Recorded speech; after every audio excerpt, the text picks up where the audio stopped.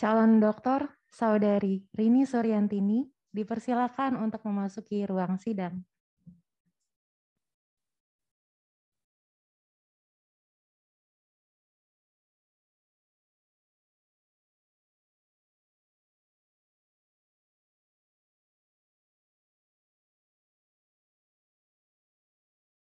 Ujian untuk memperoleh gelar doktor pada program studi arsitektur Fakultas Teknik Universitas Indonesia dimulai.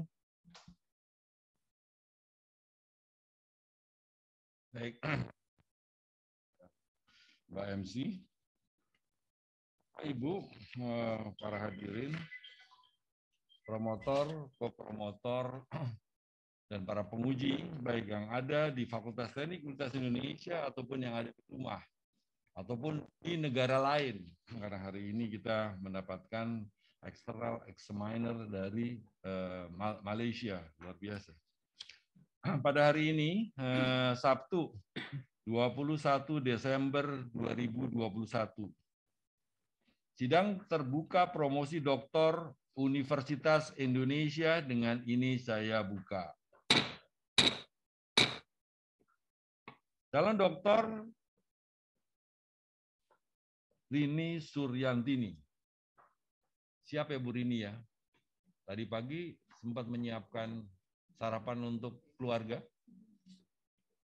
Sidang terbuka promosi doktor yang saat ini berlangsung akan mengajukan pertanyaan atau sanggahan atas disertasi saudari yang berjudul Arsitektur Berbasis Alam yang Beranimasi, Animated Nature, menelusuri praktik spasial terkait pangan bagi pemrograman arsitektur yang ekologis.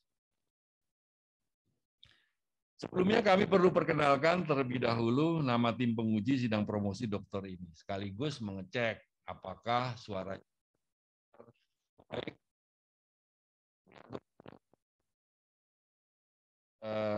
virtual.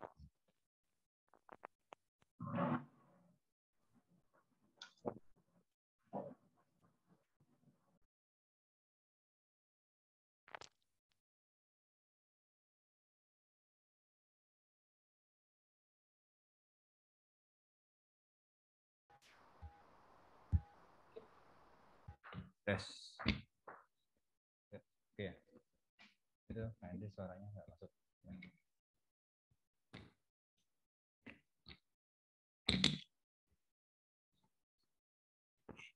Jadi memang kalau kita urusannya virtual, segala sesuatu boleh dimaafkan. Contohnya adalah urusan teknis. Kalau suaranya tidak terdengar, apa artinya? Bagi kopromotor adalah Profesor Paramita Atmodiwiryo, STM Ars PhD. Selamat pagi, Prof. Mita. Selamat pagi. Terima kasih. Nah, sekarang ada 1, 2, 3, 4, 5 penguji Bu Rini. Yang pertama adalah Insinyur Evawani Elisa M. Eng, PhD. Selamat pagi, Bu Elisa. Bu El. Halo, Selamat Bu. pagi, Pak Hendri. Selamat pagi. Terima kasih, jelas sekali suaranya. Kemudian yang kedua, Dr. Insinyur Ahmad Heri Fuad, Master of Engineering. Selamat pagi, Pak Heri. Selamat pagi, Pak Henry. Yang ketiga adalah Ibu Kristanti Dewi Paramita, SR, MA, PhD. Selamat pagi, Bu Kris. Selamat pagi, Pak Hendri. Kemudian jauh di sana juga Dr. Insinyur Toga Haji Panjaitan, AA, Grade Dipol. Selamat pagi, Pak Hendri. Nah, yang kelima nih, ini adalah tamu terhormat, our distinguished professor from Mara University, Profesor Masran Saruwono, PhD, MPhil, B.Arts, Diplom Arts. Good morning. Good morning, selamat siang. Selamat siang. Siang di Malaysia, tempat Indonesia still 9:30. Masih pagi. Nggak apa-apa. Selamat pagi. Demikian dan selanjutnya saya persilahkan Profesor Yandi Andriatmo, STM Ars PhD, selaku promotor untuk memulai acara ujian ini. Saya persilakan Prof. Yandi. Terima kasih, Pak Dr. Henry DS Mulyono. Ya, Calon doktor Saudari Rini Suryantini, saya persilakan untuk membacakan secara singkat ringkasan atau inti dari disertasi saudara selama lebih kurang 20 menit. Silakan Saudari Rini Suryantini. Yang saya hormati, Promotor Profesor Yandi Andriatmo ST, MArch PhD, perkenankan saya membacakan ringkasan atau inti disertasi saya sebagai berikut. Disertasi yang saya ajukan berjudul Arsitektur Berbasis Alam yang Beranimasi atau Animated Nature, sebuah penelusuran terhadap potensi pengetahuan praktik spasial terkait pangan bagi pemrograman arsitektur yang ekologis. Disertasi ini mendiskusikan bagaimana alam yang beranimasi berperan dalam praktik spasial dan kehadiran arsitektur domestik. Dalam disertasi ini, saya mengangkat praktik spasial domestik pada kehidupan masyarakat tradisional yang lekat dengan alam, yaitu orang suku laut atau suku laut, yang untuk selanjutnya akan saya sebut sebagai OSL. Penelitian ini berangkat dari diskusi keterhubungan arsitektur dan alam. Dalam pemrograman arsitektur, alam diposisikan sebagai latar fisik dan sumber daya. Alam dianggap sebagai entitas yang pasif, statis, dan permanen. Alam menjadi latar dan pendukung bagi arsitektur untuk memenuhi kebutuhan manusia. Bercermin pada kondisi alam saat ini, praktik arsitektur menjadi praktik yang eksploitatif dan konsumtif, menyebabkan terjadinya ketidakseimbangan pada sistem ekologi, mengganggu siklus alam, dan selanjutnya berdampak pada penurunan kualitas hidup. Di sisi lain, alam juga dilihat sebagai entitas yang dinamis, tidak dapat diprediksi dan perlu dikendalikan. Sejauh ini terdapat dua kecenderungan dalam memposisikan alam sebagai bagian dari praktik arsitektur. Yang pertama, alam dilihat sebagai entitas yang perlu dikontrol melalui arsitektur, dan yang kedua sebagai entitas yang dapat dan perlu dieksploitasi untuk arsitektur. Ide bahwa alam sebagai entitas aktif dan jejaring ekologi belum terlalu diperhitungkan dalam pemrograman. Saya melihat adanya potensi bentuk pemrograman lain dengan melihat alam sebagai suatu entitas yang hidup. Alam sebagai sebuah sistem yang memiliki siklus dan mekanisme untuk menjaga keseimbangan dirinya. Dengan memahami alam sebagai jejaring ekologi, kehadiran arsitektur dapat menjadi bermakna, bukan untuk dirinya sendiri, tetapi juga untuk keseimbangan alam, seperti yang dinyatakan oleh Heidegger. Pemrograman arsitektur cenderung hadir semata untuk kebutuhan manusia, belum untuk menciptakan kondisi alam yang lebih baik dan berkelanjutan. Saya percaya dengan memahami alam yang sebagai entitas yang dapat beranimasi, berpotensi untuk menghadirkan arsitektur yang lebih responsif. Dalam disertasi ini, gagasan alam yang beranimasi atau animated nature yang dijelaskan oleh Sadler tahun 1830 hadir untuk memberikan perspektif berbeda dalam melihat keterhubungan arsitektur dan alam. Gagasan ini menunjukkan sebuah mekanisme pengaturan keseimbangan antara jumlah makanan dan pemakannya atau food and numbers. Dalam gagasan ini, alam tidak sekedar dianggap sebagai latar fisik yang statis atau sumber daya yang siap dieksploitasi, tetapi juga sebagai entitas ekologis yang memiliki mekanisme atau pengaturan untuk menjaga keseimbangan. Perubahan pergerakan pertumbuhan yang terjadi di alam menjadi operasi yang perlu diperhitungkan dalam pemrograman. Di sisi lain, pemrograman dapat dilihat sebagai bentuk keterhubungan alam dan arsitektur. Pemrograman arsitektur tidak selalu cukup dengan menghadirkan arsitektur berbasis fungsi atau event secara kaku. Pemrograman arsitektur perlu dilihat lebih dari sekadar mendirikan bangunan pada suatu tapak dengan basis ekonomi atau teknologi maju. Kuatnya perspektif daratan cukup mendominasi diskusi pemrograman arsitektur, menjadikan potensi kehadiran arsitektur dalam bentuk lain yang lebih dinamis terkesan diabaikan. Dengan memahami adanya pergerakan dan perubahan dalam alam, arsitektur dapat hadir dengan memanfaatkan berbagai peluang yang ada di alam, serta meresponnya secara kreatif dan lebih ekologis. Dalam disertasi ini, pemrograman akan dibahas melalui arsitektur domestik dan praktik spasial. Terdapat beberapa ide kunci domestisitas dan arsitektur domestik, yaitu posisi rumah sebagai ruang bertinggal, home dan house sebagai komponen utama, serta ide akan keamanan, kestabilan, kelanggengan. Sebagai sebuah ide yang dapat dilokalisir, seperti yang diungkap oleh Douglas, arsitektur domestik berkembang menjadi bentuk oposisi dari alam yang liar. Oposisi dari publik, oposisi bekerja, serta kondisi luar. Mengacu pada Verschaffel, domestik juga merefleksikan sebuah ide yang kuat akan praktik pengaturan atau ordering.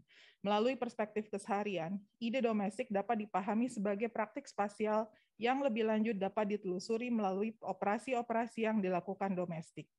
Arsitektur domestik mencerminkan praktik pengaturan domestik, baik sebagai praktik modifikasi maupun pemisahan dari alam.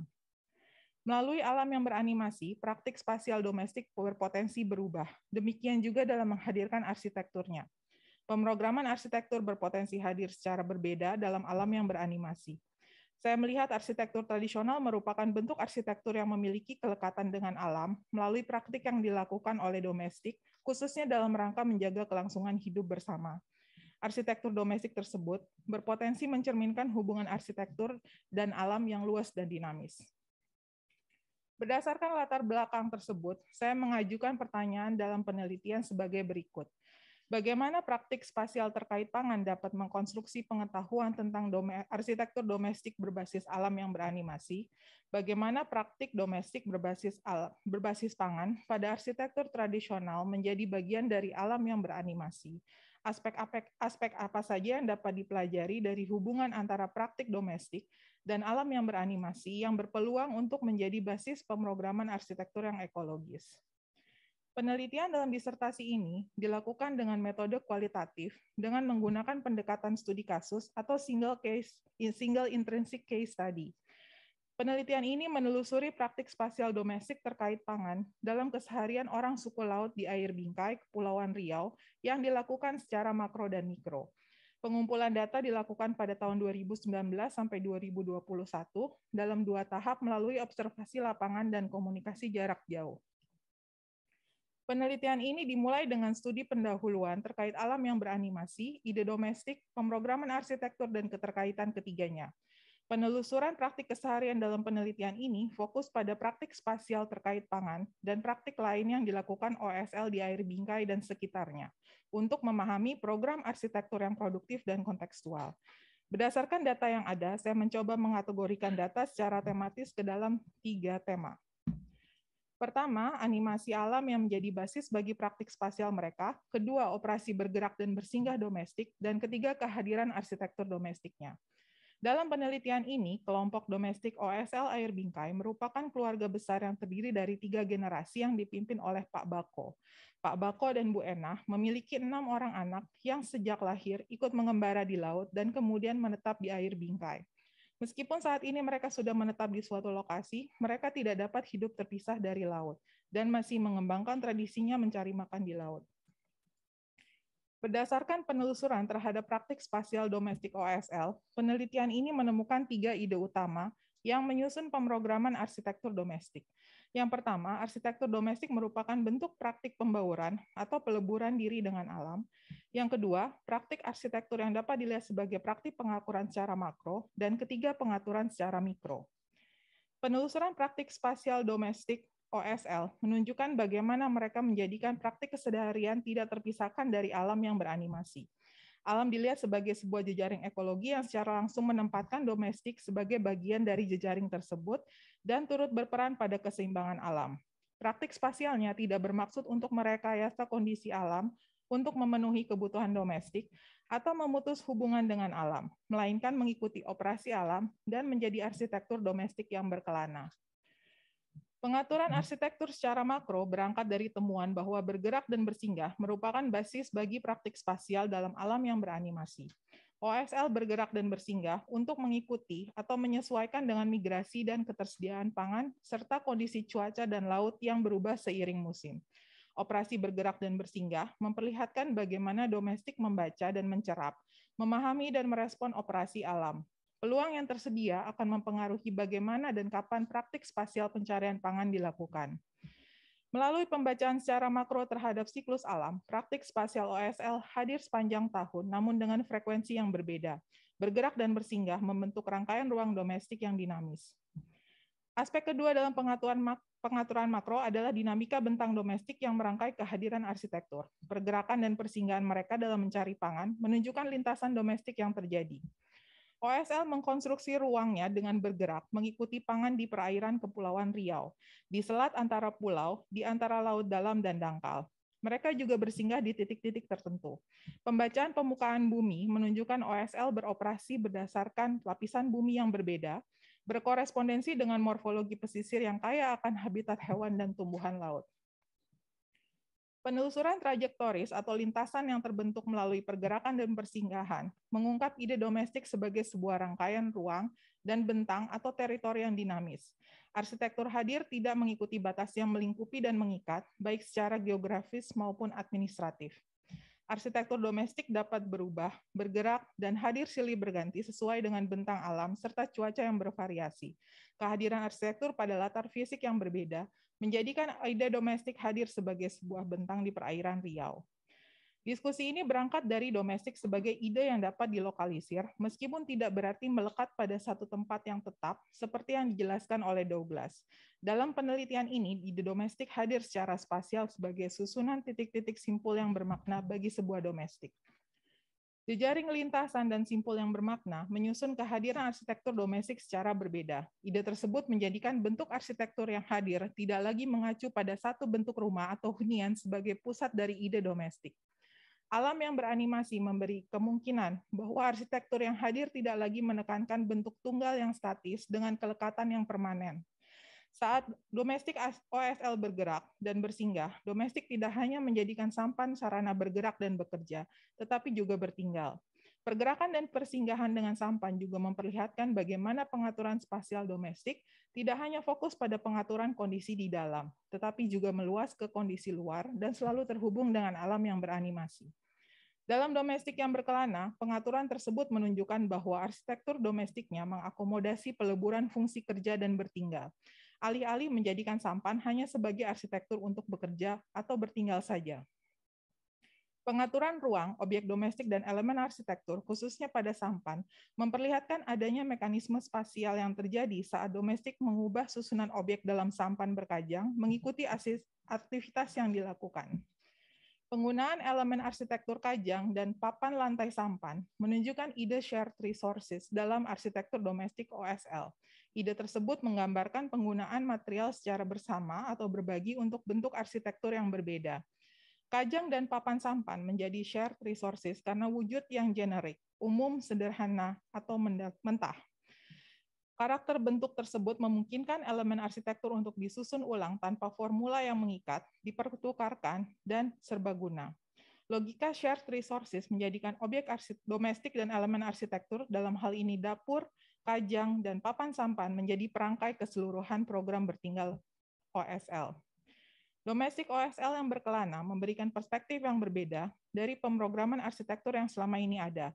Alam yang beranimasi menjadikan ide domestik meluas sebagai sebuah bentang dan memprogram arsitektur domestiknya sebagai sebuah rangkaian bertinggal yang hadir secara silih berganti. Berdasarkan penelusuran terhadap praktik spasial domestik OSL, pemrograman arsitektur dapat dilihat sebagai bentuk pengakuran spasial dan formal secara makro dan mikro dalam merespon alam yang beranimasi.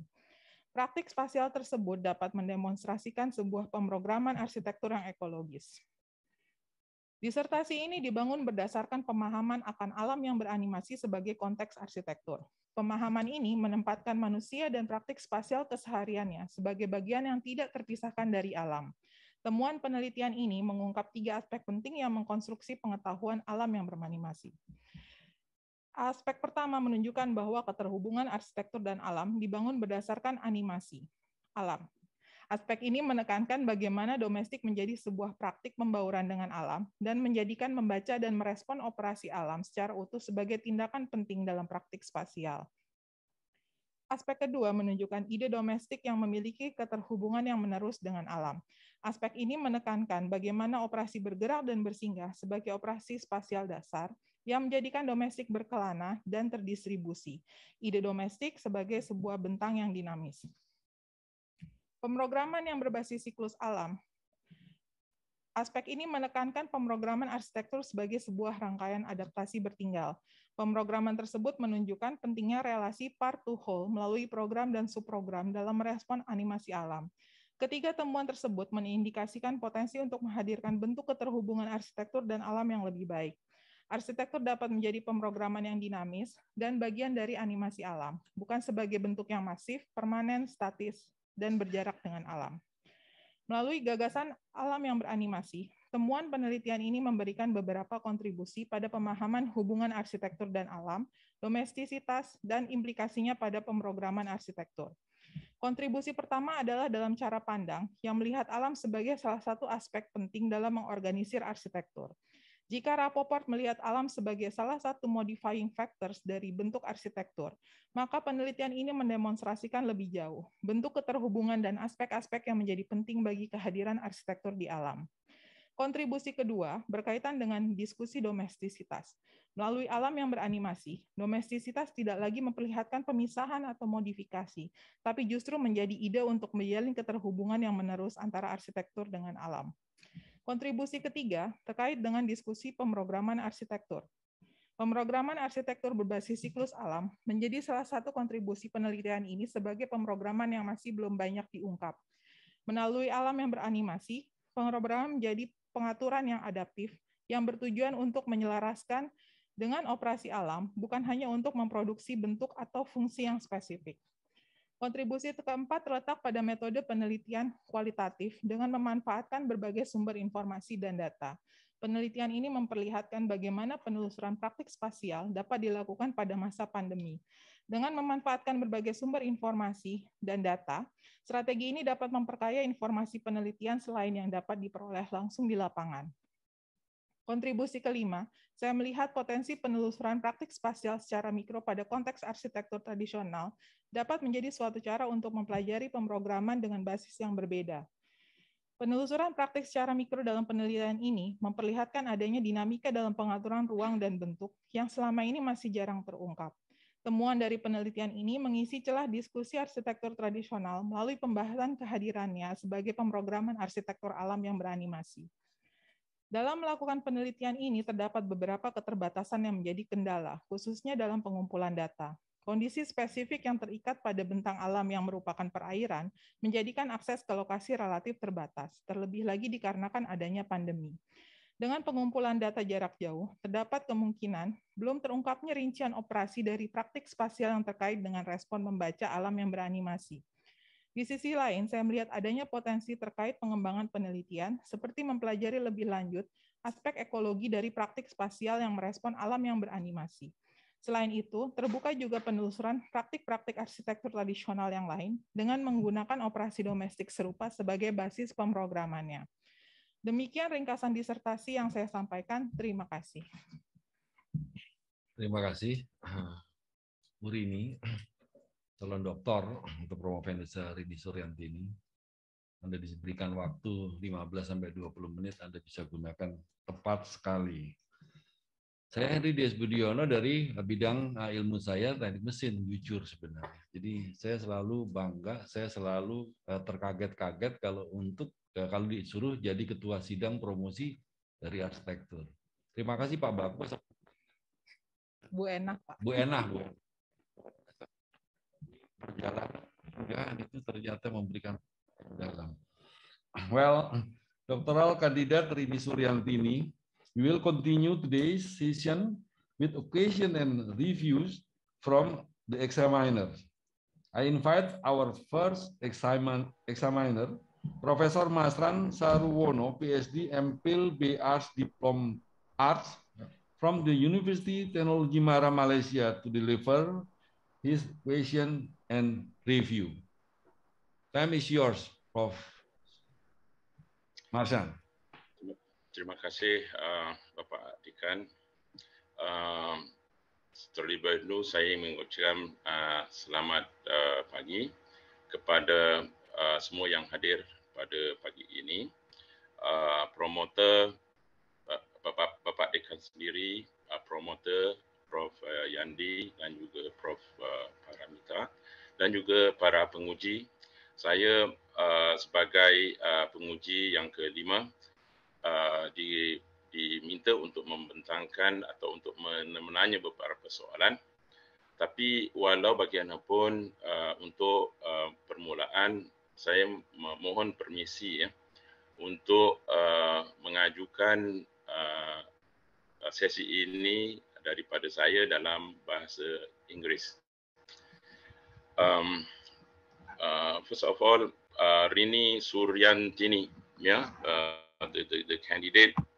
I would like to congratulate you, yeah, for completing your research and had written a very well dissertation, and it was excellently written and done excellently. And I would like to thank you also for preparing the summary, the dissertation summary in English. Sorry if that means this has caused you an extra burden in the process of translation and in the process of preparation of this dissertation. Thank you very much.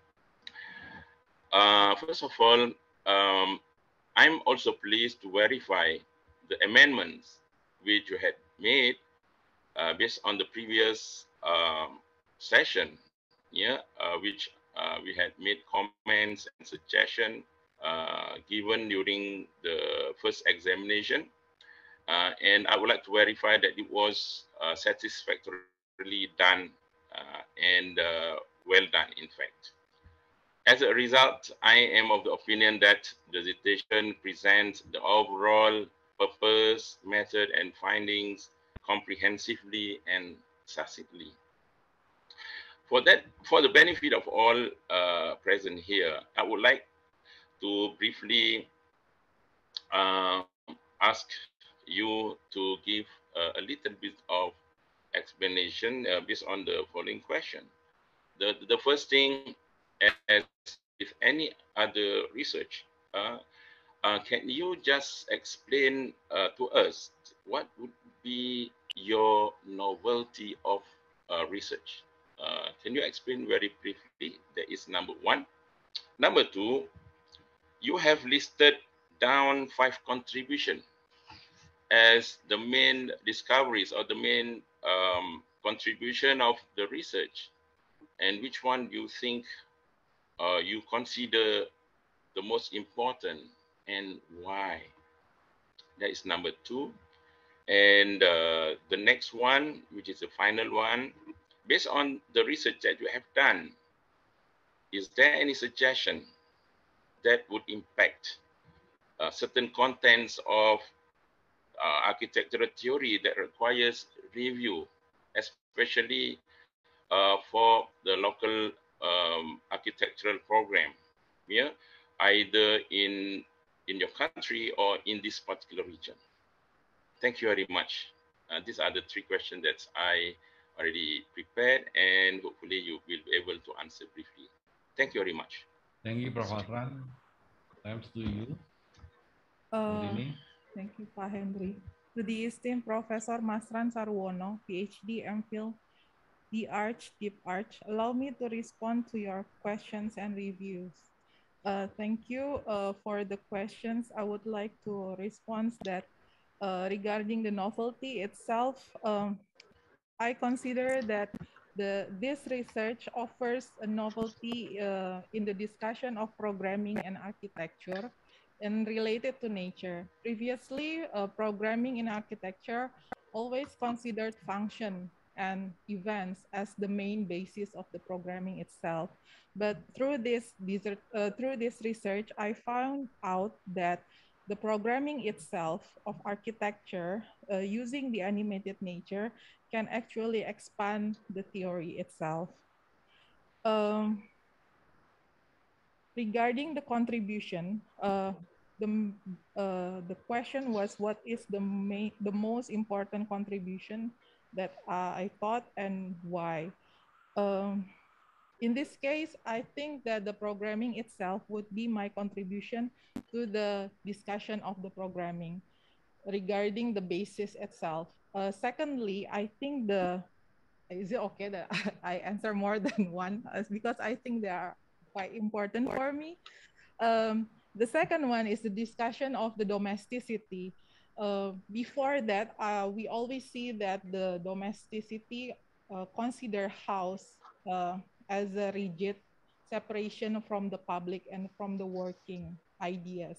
So through this idea, we can see that the spatial arrangement in the Sampan Berkajang or in the Rumah Panjang itself actually shows how they merge, how this function merge. And I think it is quite relevant in these days because it relates to the situation where the scarcity, or not scarcity, where the limitation of space and resources becomes the issue. So I would think that it would be the contribution itself.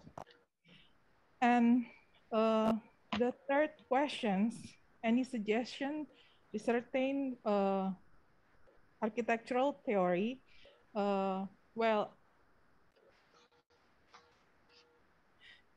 regarding the local architecture programming, I think that so far, throughout these studies, I learned that many of the discussion in the traditional architecture refers to the spatial arrangement or spatial organization based on mainly the social system, the beliefs, which is the cosmology itself, and so on. So, and they always consider, or most of them consider that this kind of arrangement would be very static. They have not seen that the organization within the house itself actually reflects a dynamics that has not been captured before. I think that would be my answer, and I hope it could address your comments and review to the thank you, Professor Sarwono. Thank you very much, Rini, and I think you have done it excellently well, yeah, and congratulations. I think that's all for me. Thank you very much. Back to Pak Dikan. Thank you, Prof. Masran. Saya persilakan Pak Toga. Pak Toga. Bagaimana Pak Toga? Terima kasih, Pak Andri. Baik, saya persilakan penguji selanjutnya, Dr. Insinyur Toga H. Panjaitan, AA Grade Field Diploma, staf pengajar Departemen Arsitektur FTUI untuk menyampaikan pertanyaan atau sanggahannya. Saya persilakan Pak Toga. Terima kasih, Pak Andri. Selamat pagi, Bu Rini. Ya, saya panggil Bu Rini sekarang. Saya sudah mendengarkan dari promotor Anda yang memberikan penilaian yang sangat tinggi dari pekerjaan yang Anda lakukan untuk menyelesaikan disertasi ini. Dan penilaian itu saya setuju dengan yang dikatakan oleh promotor Anda sebelum kita bertemu sekarang ini.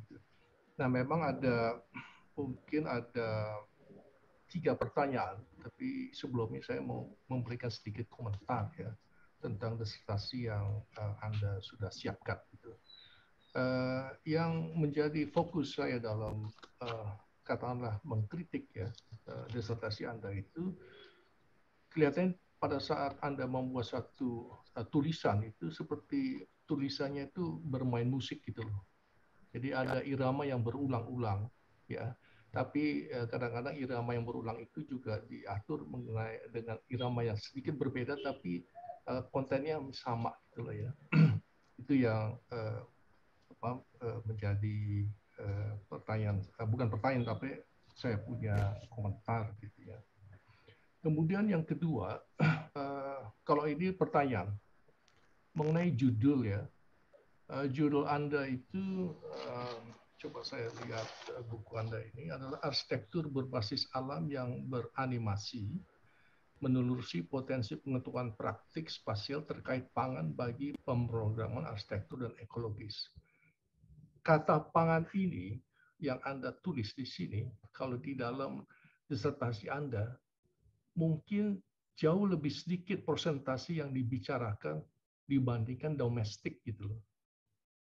Jadi saya nggak tahu apakah ini pernyataan pangan ini kurang diterangkan di dalam disertasi Anda secara mendalam ya, atau memang ini hanya sekedar penambahan suatu judul untuk menjelaskan sebetulnya ada unsur pangan. Nah, dengan kata pangan ini, apakah Anda bermaksud suatu benda mentah atau makanan mentah, makanan yang sudah siap saji, makanan, atau memang sumber makanan yang dicari gitu ya. Karena praktis sebetulnya di dalam disertasi Anda saya tidak melihat secara spesifik ya penjelasan yang Anda maksud dengan pangan gitu. Apakah ini termasuk misalnya ya sistem bagaimana pangan itu didapat dan Anda membuat suatu pemetaan kapan di mana pangan itu didapat, kemudian disimpan, kemudian disebarkan dan lain-lain. Di dalam gambar Anda memang ada, ya saya lihat ada pemetaan seperti itu, tapi hanya dijelaskan dalam peta aja. Saya tidak melihat banyak dalam penjelasan Anda dibandingkan dengan arsitektur domestik yang hampir setiap lembar itu ada itu. Arsitektur domestik gitu. Itu ya yang pertama. Pertanyaan kedua, domestik atau arsitektur domestik yang Anda bilang ini dan dihubungkan dengan bentang panjang, bentang alam yang panjang ya. Terus Anda menjelaskan mengenai mikro dan makro, dan di dalam gambar Anda salah satu page Anda itu ada halaman itu memperlihatkan ada rumah yang besar yang boleh kata permanen, kemudian ada rumah lagi yang lebih kecil yang boleh katakan itulah semi permanen, yang kemudian ada rumah yang boleh saya katakan sebagai rumah perahu gitu loh. Nah, domestik yang Anda sebut ini ada yang dibilang tadi sebagai titik-titik, tapi juga disebutkan suatu keterhubungan antara satu dan luar lainnya gitu. Jadi seolah-olah domestiknya bentang panjang gitu loh, bentang alam. Nah, pertanyaan saya adalah domestik atau arsitektur domestik ini bagi Anda itu melulu mengenai suatu benda atau berbentuk fisik atau yang intangible, sesuatu yang non-fisik gitu loh. Yang dimaksud dengan arsitektur domestik atau domestifikasi misalnya. Itu yang kedua. Yang ketiga, ini masuk kepada konklusi yang Anda tulis ya. Saya merasa ya bahwa Anda bisa membuat suatu pernyataan, statement yang sifatnya itu berupa fenomena apa, statement ini merupakan fenomena apa gitu, yang bisa dijelaskan dalam kata-kata filsafat gitu.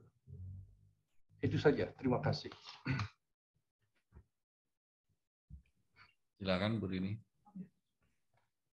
Yang saya hormati Bapak Dr. Insinyur Togaha Panjaitan, AA Grade Diplom.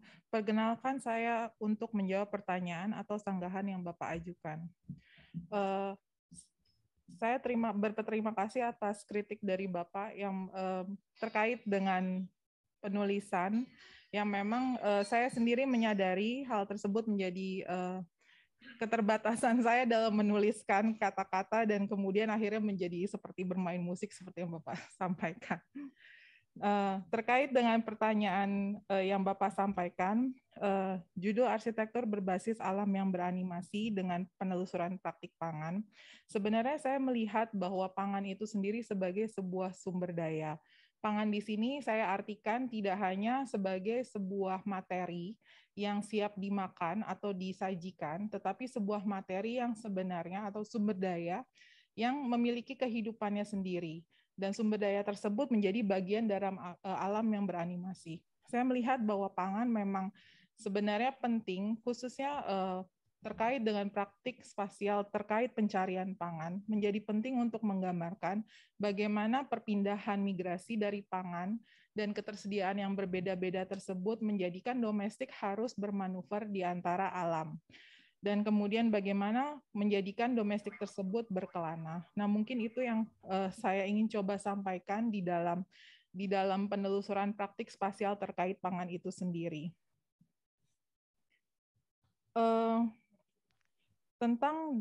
Tentang diskusi domestik dan arsitektur domestik dengan bentuk rumah yang besar dan permanen, kemudian variasi yang sapau yang lebih relatif temporary dan kemudian sampan berkajang yang sangat kecil, dan berpindah. Saya melihat dalam diskusi ini sebenarnya ketiga bentuk tersebut merupakan bentuk dari arsitektur domestik. Jadi yang saya katakan sebagai arsitektur domestik di sini adalah bentuk dari arsitektur domestik. Namun demikian, dalam penelitian ini saya melihat bahwa arsitektur domestik tidak hanya bisa diterjemahkan hanya melalui bentuknya saja secara formal, tapi juga perlu dipertimbangkan bagaimana praktik yang terjadi di dalamnya dapat memicu perubahan dari arsitektur domestik yang ada tersebut. Saya melihat ini dari bagaimana OSL menyusun ruang bertinggalnya secara dinamis, baik secara makro maupun mikro, membentang secara luas di perairan, dan kemudian juga menyesuaikannya secara mikro saat perubahan dibutuhkan atau pergerakan dibutuhkan. Jadi saya melihat bagaimana si ide pengaturan tersebut menjadi penting sebagai hal yang intangible dalam arsitektur domestik tradisional. Terkait dengan statement dalam fenomena arsitektur, satu kalimat dalam arsitektur terkait dengan fenomena apa, saya melihat bahwa dalam hal ini penting untuk melihat bagaimana alam yang beranimasi itu sendiri sebagai sebuah ide yang sebenarnya sangat relevan dan luas, Pak Toga. Jadi jika selama ini kita melihat alam itu sebagai entitas yang statis dan permanen yang kemudian kita anggap atau taken for granted, dalam hal ini saya melihat ide dari alam yang beranimasi tersebut memiliki cakupan yang sangat luas yang kemudian bisa mendrive bagaimana arsitektur kemudian hadir dan beroperasi. Mungkin itu Pak Toga yang bisa saya sampaikan. Demikian jawaban yang saya dapat sampaikan. Bagaimana Pak Toga, apakah sudah menjawab keraguan atau pertanyaan Anda? Silakan kalau mungkin belum. Yang sebetulnya yang ketiga saja. Jadi sebetulnya yang ketiga itu mengenai statement ya. Sebetulnya nggak perlu diuraikan lagi, tapi Anda mempunyai kesempatan dalam konklusi ini membuat statement. Itu saja. Ya, terima kasih. Terima kasih. Baik, terima kasih Pak Toga. Ini luar biasa nih. Kalau saya amati data question yang angka pertanyaan ke saya, ini grafiknya nggak bagus. Tadi Pak Masran 3 pertanyaannya, kemudian Pak Toga 3. Apakah ini akan naik apa turun? Ini kita dengar dari Bu Kristanti nih. Saya persilakan penguji berikutnya, Ibu Kristanti Dewi Paramita, SR MA PhD, staf pengajar tetap Departemen Arsitektur FTI, untuk menyampaikan pertanyaan atau sanggahannya. Saya persilakan. Terima kasih yang saya hormati Pak Dekan. Trennya turun Pak di saya cukup 2 saja. Iya, dia agak turun trennya. Baik, terima kasih. Terima kasih Pak Henry. Di sini saya mau mengawali dengan mengucapkan selamat kepada Mbak Rini, ya saya manggilnya Mbak Rini, telah menyelesaikan dokumen akhir disertasi dan saya memverifikasi bahwa seluruh pertanyaan yang saya sampaikan, sanggahan maupun saran telah direspon dengan baik dan hasil disertasi yang akhir menurut saya telah mencapai standar yang sangat memadai untuk meluluskan Mbak Rini sebagai doktor. Dari saya ada sebenarnya 2 pertanyaan yang mungkin hanya berupa klarifikasi terhadap kontribusi Mbak Rini terhadap pengetahuan. Yang pertama adalah tadi ada cukup banyak kontribusi pengetahuan ya yang sudah disampaikan. Saya juga pahami dari seluruh dokumen itu banyak sekali referensinya. Apakah memungkinkan untuk Mbak Rini menyampaikan 2 referensi utama dan kemudian bagaimana disertasi Mbak Rini telah berkontribusi langsung terhadap 2 referensi tersebut. Lalu yang kedua, di sini mungkin saya terkait dengan kontribusi ketiga, penelusuran bagaimana temuan dari penelusuran mikro praktik pangan yang telah Mbak Rini lakukan memiliki implikasi terhadap diskusi pengaturan spasial dan formal terkait material dan alam yang beranimasi. Itu saja. Kedengeran nggak ya? Boleh diulang yang terakhir, Pak? Ya.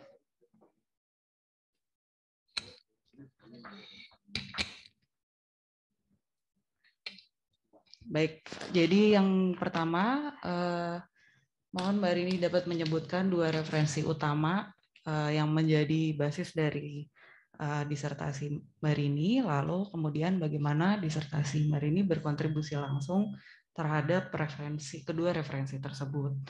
Lalu yang kedua adalah klarifikasi dari kontribusi Mbak Rini yang ketiga.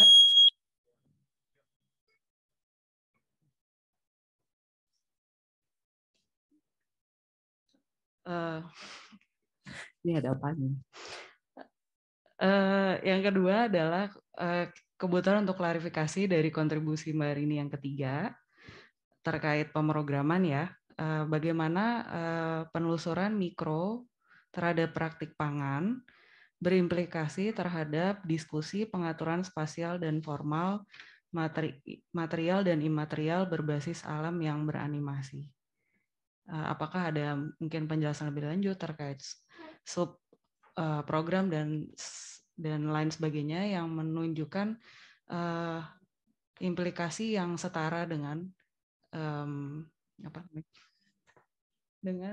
penelusuran makro, ya itu dia. Terima kasih Mbak Rini.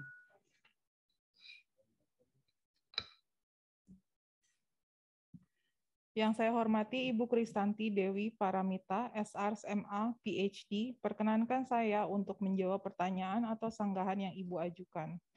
Terkait dengan 2 referensi utama, saya mungkin mengambil diskusi domestisitas dan referensi dari ide tersebut. Dalam hal ini saya menggunakan ide dari Douglas dan Verschaffel yang menempatkan bahwa domestisitas itu merupakan sebuah ide yang terlokalisir, dan kemudian bagaimana Verschaffel melihat bahwa domestisitas atau ide domestik itu sebagai sebuah praktik pengaturan. Dalam hal ini saya melihat bahwa ide domestik tidak dapat berhenti pada penjelasan tersebut. Saya melihat bahwa dengan menelusuri praktik spasial yang dilakukan oleh OSL, mungkin ide domestisitas masih relevan sebagai ide yang terlokalisir.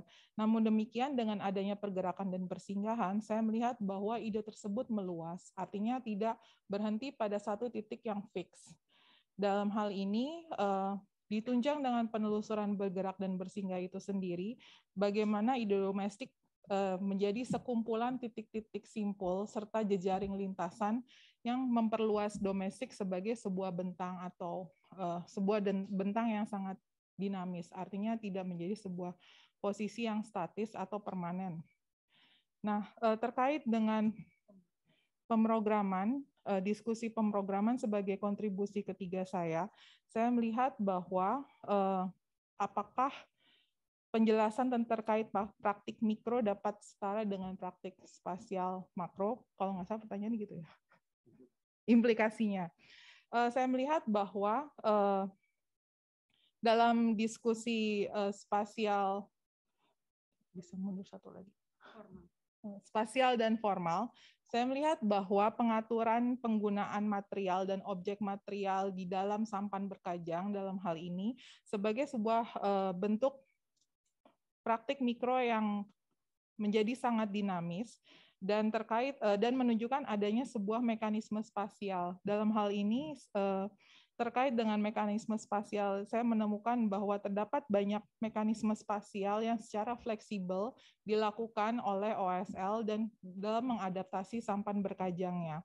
Yang saya melihat bahwa hal ini jika ditelusuri lebih lanjut dengan penelusuran praktik spasial mikro dan penggunaan objek domestik tersebut akan memberikan implikasi yang cukup setara dengan diskusi pemrograman secara makro.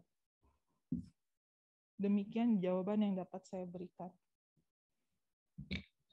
Baik, terima kasih. Itu saja. Terima kasih Pak Hendri. Terima kasih Bu Kristanti Dewi Paramita.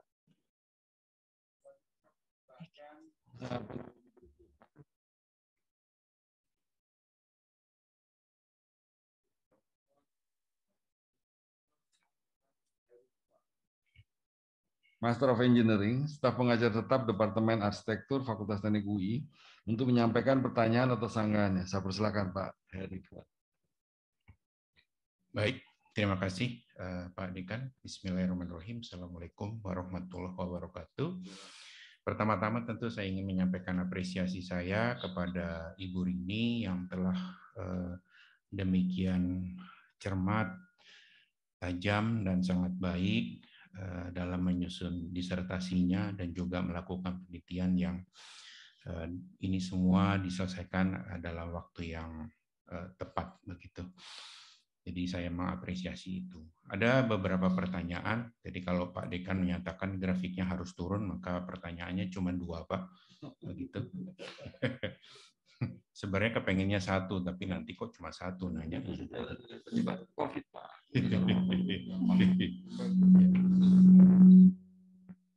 Baik, pertanyaan saya kepada Bu Rini yang pertama adalah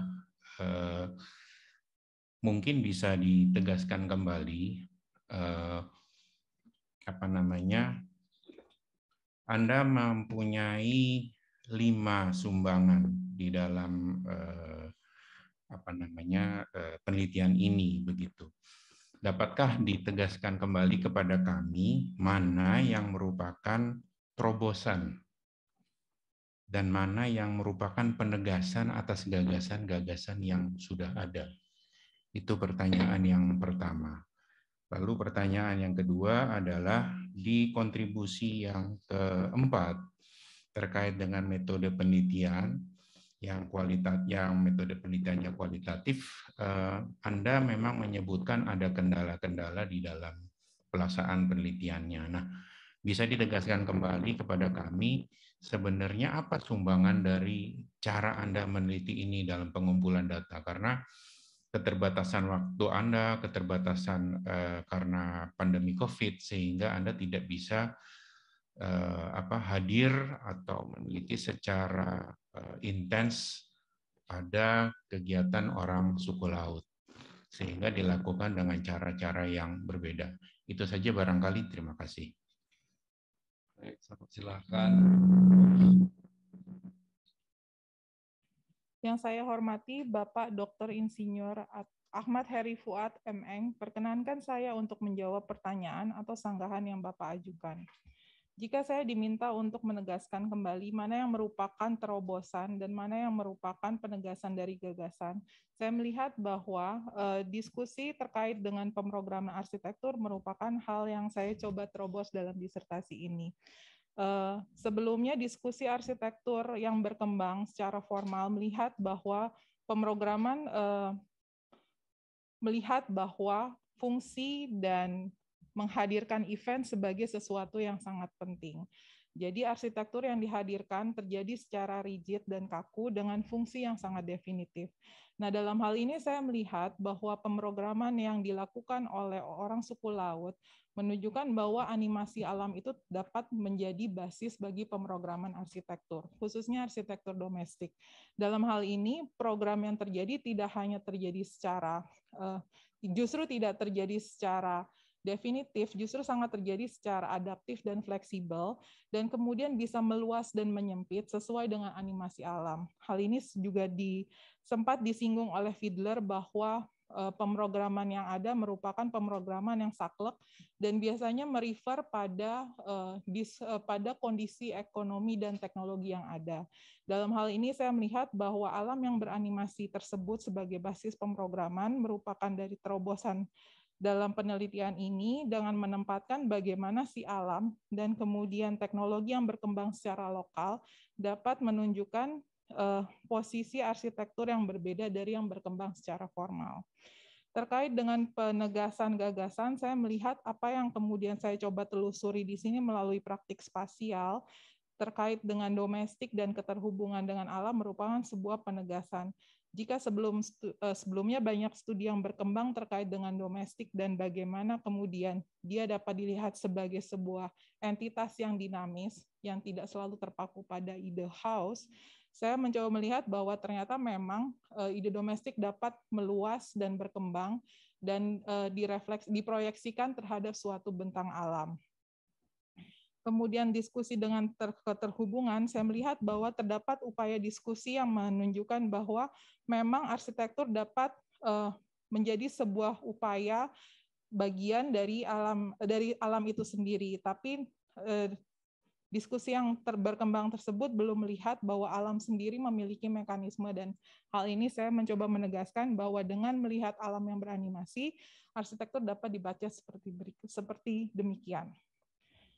Terkait dengan metode kualitatif, memang kendala yang saya temui dalam melakukan penelitian ini khususnya dikarenakan kondisi COVID yang tidak dapat saya lakukan sendiri.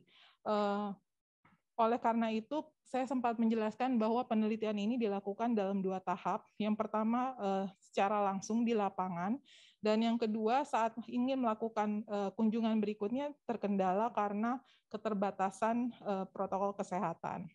Nah, dalam hal ini saya mencoba menggali lebih jauh dari jejaring informasi yang telah ada sebelumnya pada tahap pertama, bagaimana jejaring itu kemudian justru diperkuat melalui komunikasi jarak jauh yang saya lakukan secara berkala. Dan hal ini diperlukan untuk menunjukkan bahwa penelitian ini dapat ditelusuri dan memiliki kredibilitas yang memadai. Di sisi lain, yang saya coba lakukan di sini adalah melengkapi apa yang belum saya lihat langsung di lapangan melalui dokumentasi-dokumentasi yang tersedia secara online atau daring. Jadi yang saya coba telusuri adalah bagaimana cara-cara berkehidupan di laut yang cukup banyak tersedia secara daring, antara lain di YouTube atau kemudian dokumentasi online lainnya, serta studi-studi literatur yang telah ada yang membicarakan lebih banyak terkait dengan aspek antropologis. Dalam hal ini saya coba telusuri sehingga saya lebih memahami bagaimana praktik spasial domestik OSL tersebut dapat bekerja. Mungkin itu terkait apa yang bisa saya sumbangkan dalam penelitian ini. Terima kasih Pak Heri, demikian jawaban yang dapat saya berikan. Gimana Pak Heri? Terima kasih, cukup Pak Dekan.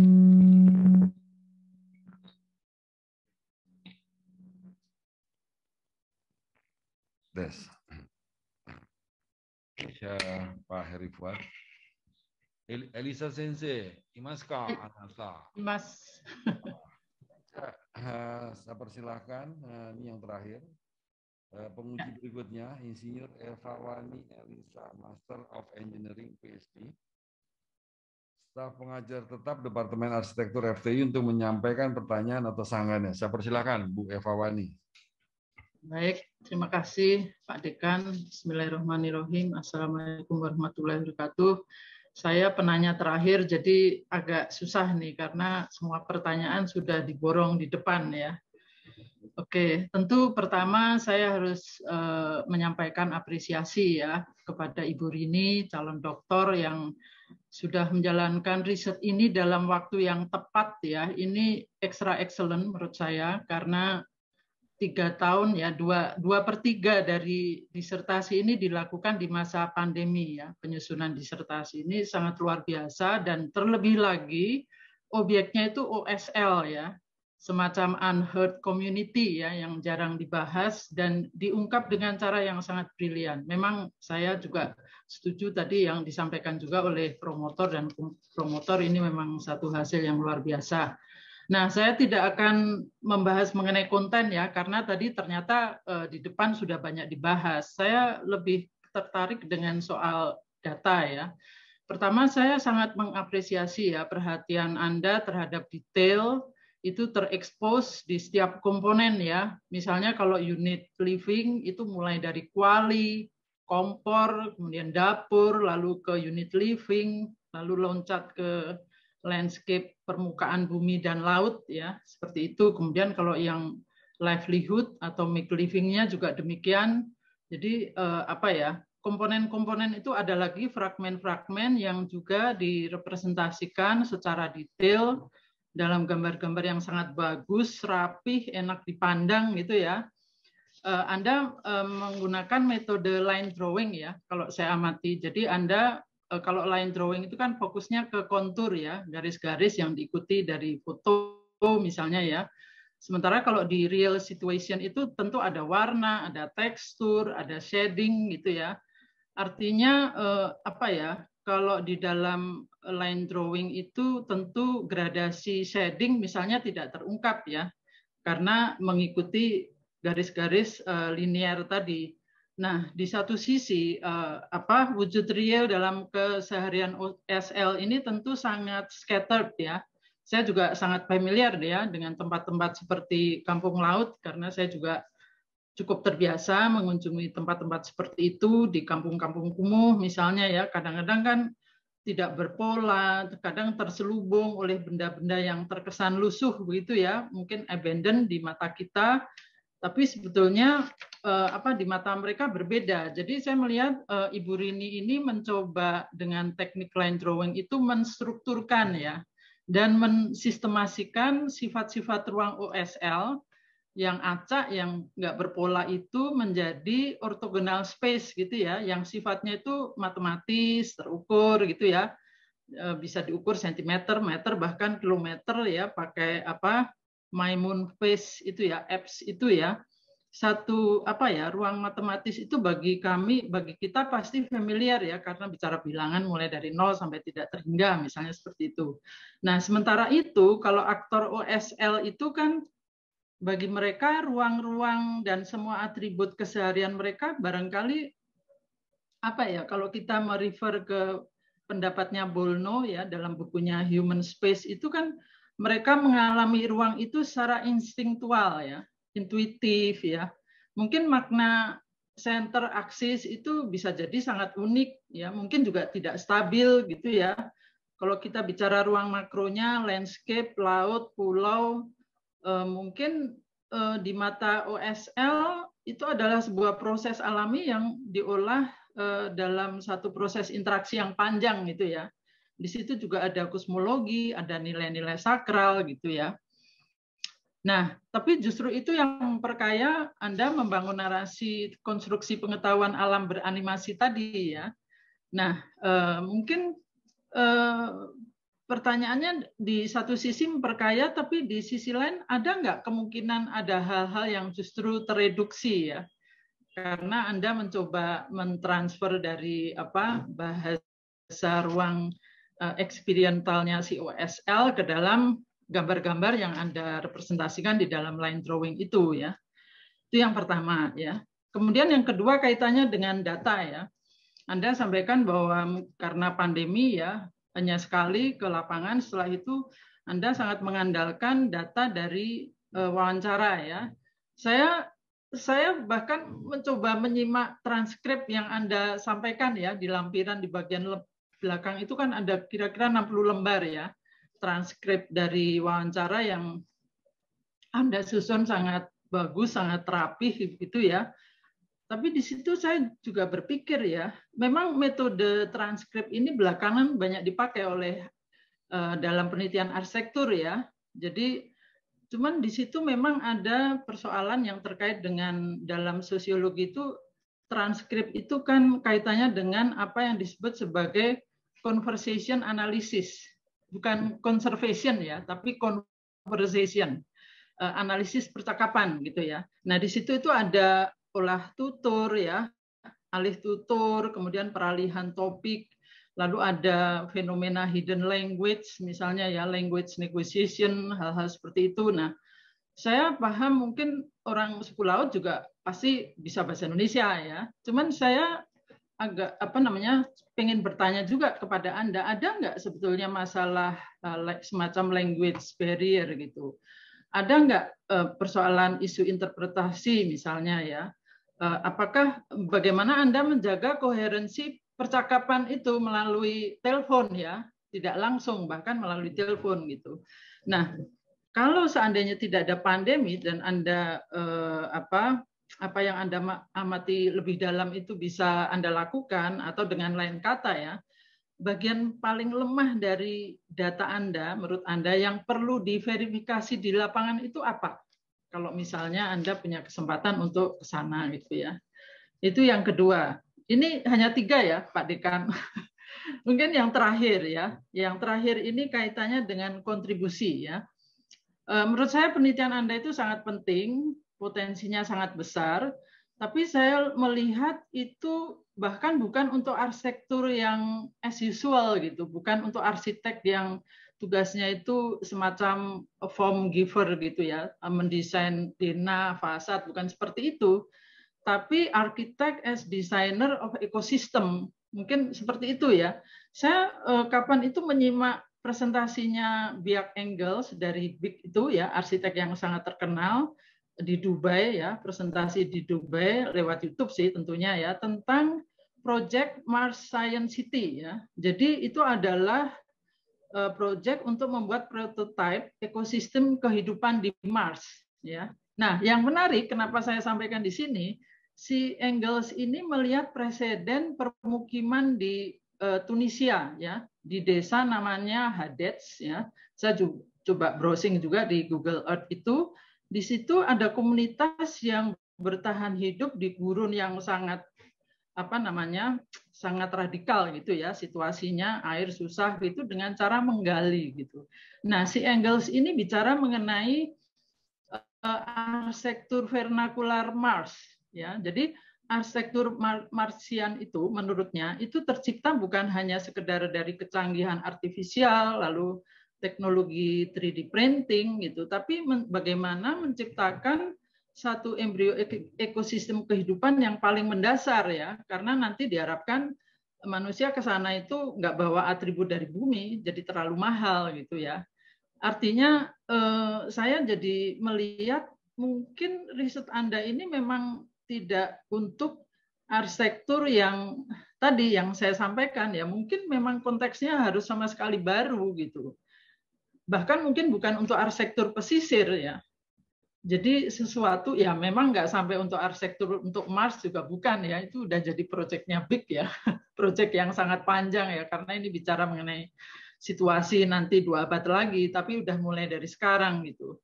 Apakah itu ya? Jadi arsitektur seperti apa yang Anda maksud kaitannya dengan yang Anda sampaikan ya di halaman 205 ya, bahwa Anda ingin menghasilkan satu pemrograman arsitektur ya untuk menjembatani kesenjangan tentang paradigma pemrograman yang modern begitu. Itu pertanyaan ketiga. Saya kira cukup ya, karena tadi udah dibatasi 3 aja. Terima kasih.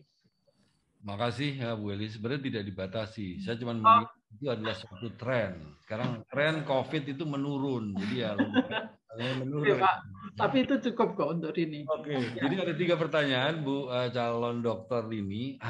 2 dari yang 3 ini yang susah sebenarnya. Kan ditanya, saya sebenarnya ganteng, tapi kira-kira kekurangan saya apa? Itu pertanyaan tadi yang 2 pertanyaan dari 3 tadi seperti itu kira-kira.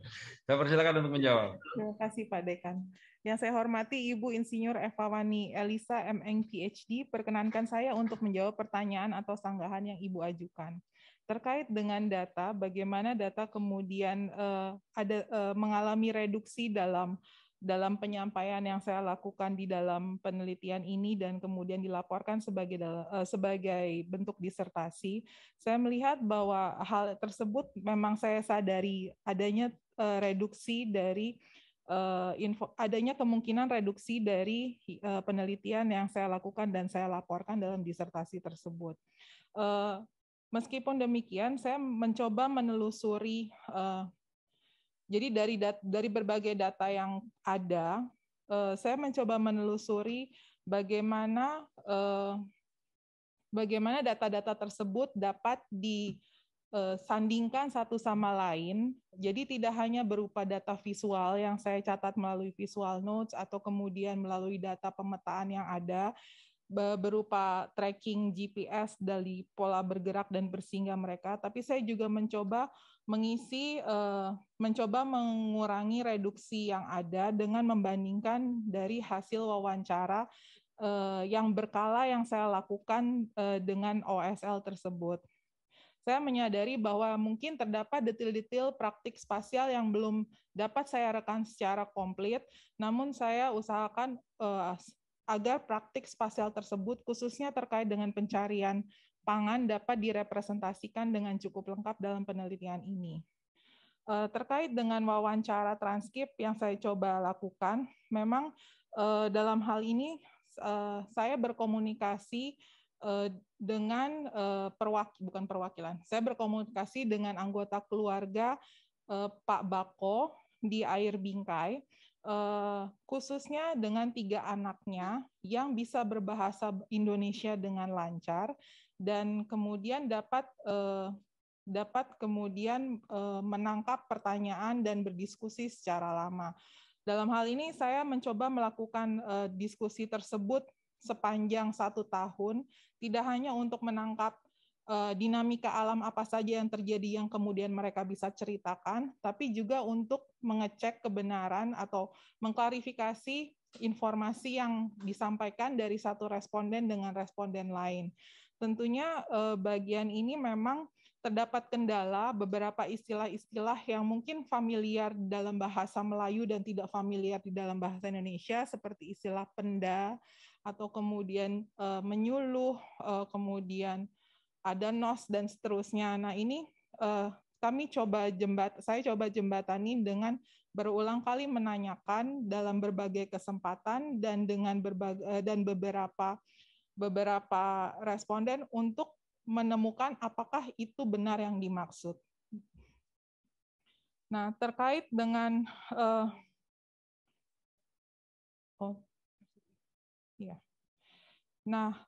terkait dengan bagian yang paling lemah perlu diverifikasi di lapangan, jika saya memiliki kesempatan untuk pergi ke lapangan, mungkin saya akan mencoba mengikuti atau menelusuri bagaimana praktik pencarian pangan tersebut dilakukan.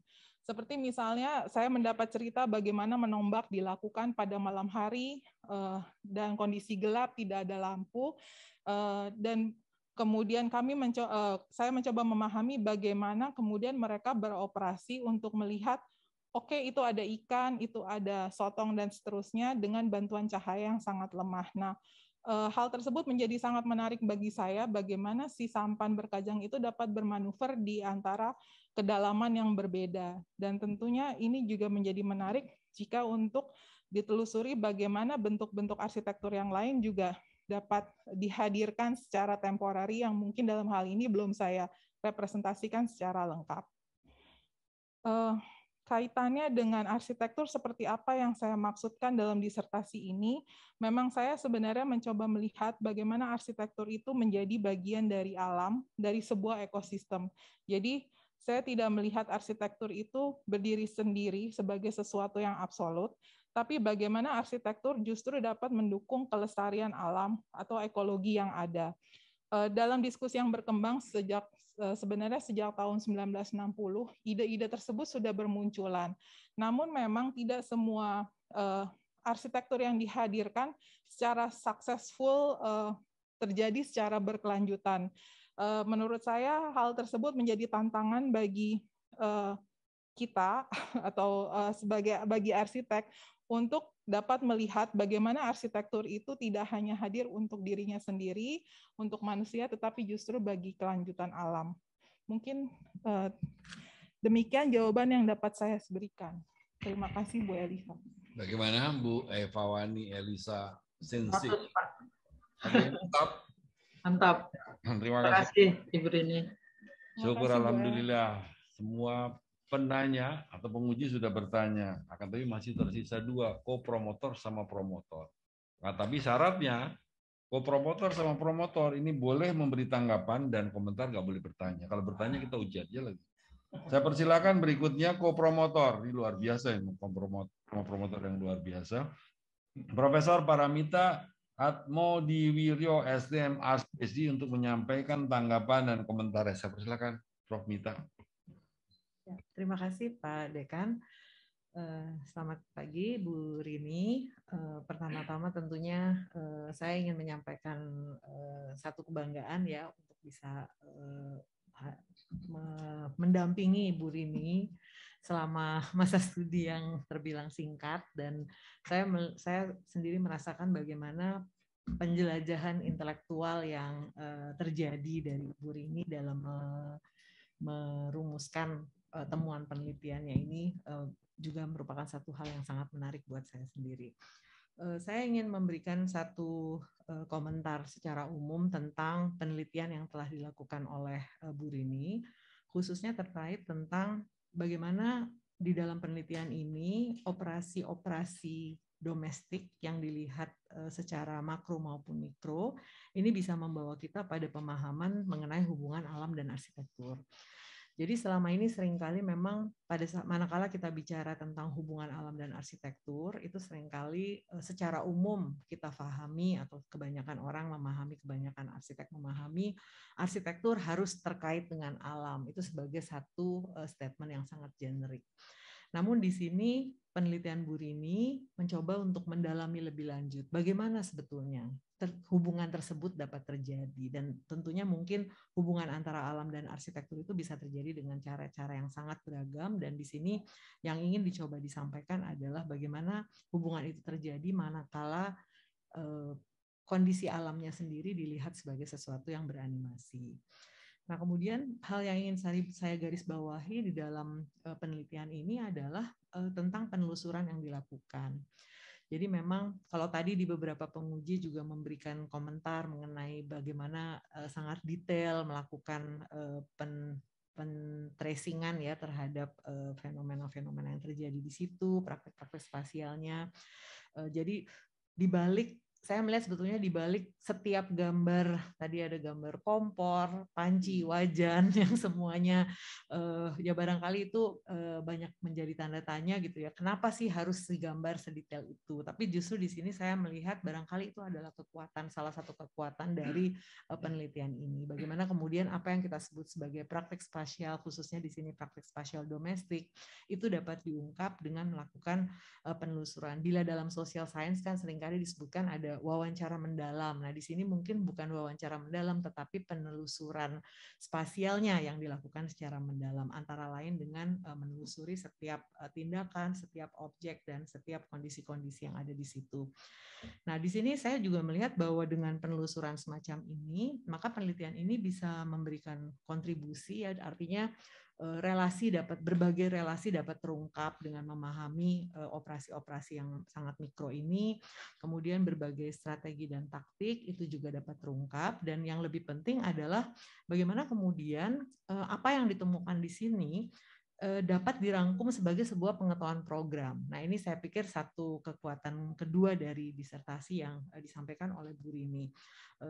Disertasi ini tidak hanya berhenti pada menelusuri, tapi kemudian sebagai sebuah proses sintesis itu sangat jelas menunjukkan bagaimana kemudian manakala kita memahami praktek-praktek spasial tersebut, itu kemudian dapat dirangkum menjadi sebuah pengetahuan pemrograman arsitektur. Dan ini yang mestinya membuka peluang, selain penelitian ini sendiri memberikan manfaat, saya justru melihat bahwa penelitian ini kemudian membuka kemungkinan-kemungkinan lain untuk kita bisa berpikir tentang bagaimana kemudian kita bisa membangun suatu pengetahuan program berdasarkan pemahaman dari operasi-operasi mikro, khususnya di sini yang berkaitan dengan alam yang beranimasi. Tentu memang ada beberapa konsekuensi dari pendekatan penelusuran yang dilakukan di sini, yaitu memang harus dilakukan dengan penuh kesabaran, harus dilakukan dengan penuh kecermatan, dan saya pikir apa yang sudah dilakukan oleh Ibu Rini ini sangat baik dalam mendukung tujuan dari penelitian yang ingin dicapai. Demikian komentar yang dapat saya sampaikan terhadap penelitian dari Bu Rini. Terima kasih, Prof. Ini komentar, jadi nggak boleh dikomentarin lagi. Enggak, jadi cuma memang menarik ini. Jadi ya, jadi kita lihat dari sisi lain dari arsitektur, ternyata arsitektur luar biasa luas sekali. Nah, yang terakhir saya persilakan promotor Profesor Yandi Andriyatmo ST, MArs, PhD, Jabatan Guru Besar Arsitek TUI untuk menyampaikan tanggapan dan komentar. Saya persilakan. Terima kasih, Pak Hendrik. Ya, terima kasih Bu Rini yang sudah menyampaikan dan menjawab dengan sangat baik. Saya tahu berdiri di situ nggak mudah, apalagi dokumennya ratusan dokumen, yang bagian mana yang ditanya, dan Anda mencoba untuk menjawab dengan sangat detail semuanya. Ada beberapa hal yang ingin saya sampaikan. Yang pertama adalah saya percaya dalam melakukan sebuah riset, setidaknya kita harus punya 3 hal. Yang pertama, Anda harus Anda mesti mengerjakan topik yang memang Anda sukai, kemudian Anda memiliki akses terhadap topik tersebut sehingga Anda bisa melakukan penelitian dengan sangat baik. Dan yang ketiga adalah penelitian ini dilakukan dengan waktu yang tepat, seperti frame-nya kita. Nah, kenyataannya itu hanya berlangsung di 1 tahun pertama, setelahnya COVID. Jadi yang bicara tentang akses dan bicara tentang waktu ini menjadi tanda tanya. Nah, di sini yang saya apresiasi dari Anda adalah ini resiliensi Anda ini memang sangat hebat. Anda sangat tangguh di situ. Anda menjadi kreatif. COVID itu bukan sebuah halangan, tapi itu COVID sebagai diputar, dilihat dari arah yang sebaliknya menjadi sebuah potensi bagi penemuan metode yang barangkali berbeda. Ini yang di sini saya melihat kita kemudian memang Anda dipaksa untuk menyampaikan sesuatu, menyampaikan metode yang memang tidak umum dilakukan dalam sebuah riset. Dan itu menurut saya sangat signifikan di sini. Sehingga resiliensi Anda membuat riset ini menjadi sangat kreatif, dan itu penting di dalam sebuah penelitian. Nah, kemudian yang kedua, ini saya masuk ke konten. Manakala saya juga mendampingi Anda kan untuk ke tempat-tempat yang kemudian kita mau lihat nih mana sih yang kemudian relevan bagi riset yang kemudian waktu pas di tahun pertama atau pencarian sesuatu yang mungkin signifikan terhadap terobosan-terobosan itu tadi itu. Memang saya tahu persis Anda sangat suka dengan ekologi, Anda sangat suka dengan tradisional. Tapi kemudian pertanyaannya kan kemudian ini harus mulai dari mana? Yang kemudian itu membangun risetnya seperti apa? Ada kata-kata pangan tadi. Kemudian ada kata-kata darat ya yang kemudian membuat ya mungkin barangkali kita sudah sampai pada sebuah posisi manakala kemudian diskusi arsitektur dan pemrograman, kita nggak tahu lagi sebetulnya asal-usul dari kehadiran arsitektur seperti apa dan kenapa kita berarsitektur. Ini kan yang kemudian question besar yang kemudian Anda tanyakan. Di situ kan riset itu menjadi penting. Kita lihat kembali yuk, itu seperti apa. Nah, arsitektur itu arsitektur itu pada akhirnya eksploitasi. Kehadiran arsitektur menjadi tereksploitasi. Ini kalau tadi itu refer back ke animated nature, berarti kan animated nature itu diartikan sebagai ini bagaimana umpamanya bagaimana kemudian ketersediaan makanan, kenapa kemudian hewan kemudian bermigrasi karena makanannya berbeda dan seterusnya, hadir atau tidak hadir, atau umpamanya salmon yang mereka harus dipaksa untuk kemudian naik ke darat, naik ke pegunungan dan seterusnya. Kalau animated nature ini dianggap sebagai resource tanda kutip untuk eksploitasi, maka kita tahu kapan makanan itu hadir dan kapan kemudian kita ambil semuanya terkait dengan itu semua. Tapi yang Anda lihat sebentar dulu, ini adalah bagian sebuah ekosistem yang barangkali kalau kita doing architecture in different way, maka kita akan mendapatkan manfaat yang berbeda. Nah di sini ini kan yang kemudian maka kemudian si animator ini menjadi potensi terhadap memutarbalikkan yang tadinya sifatnya eksploitasi. Kita tidak tahu lagi kota-kota kita ini, makanan dari kota kita dan seterusnya itu dihadirkan dari mana dan kehancuran seperti apa. Dan kalau kita tidak melihat itu sebagai sebuah urgensi saat ini, cepat atau lambat, maka kita tidak akan bisa hadir dalam dunia ini. Kota ini menjadi hancur dan kita maka yang kita pastikan ekosistem yang kemudian maka akan jadi bubar dan seterusnya. Nah, itu makanya kemudian kehadiran hewan, migrasi, kemudian tadi itu ya orang OSL mengekstend rumahnya, rumah yang berbeda, duel yang berbeda, teritori, diskusi tentang rumah, diskusi tentang domestik memang harus dilihat dengan sudut pandang yang lain. Ini yang Anda ingin sampaikan. Nah,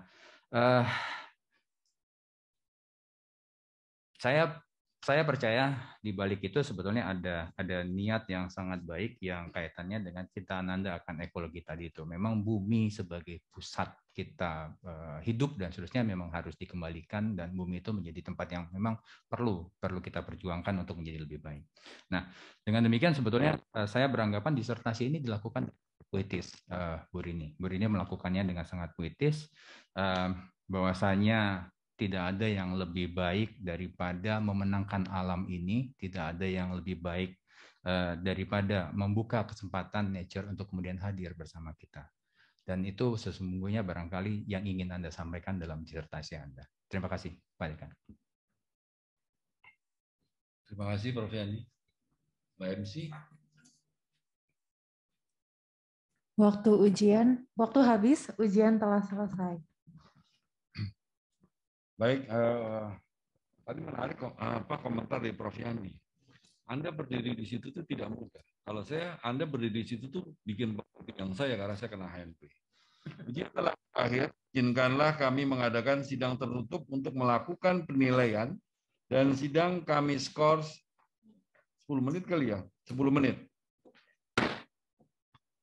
Calon dokter Saudari Rini Suryantini dan audiens dipersilakan untuk menunggu di ruang sidang umum, dan izinkanlah kami mengadakan sidang tertutup di ruang sidang rekod sesuai dengan waktu yang telah ditentukan. Terima kasih.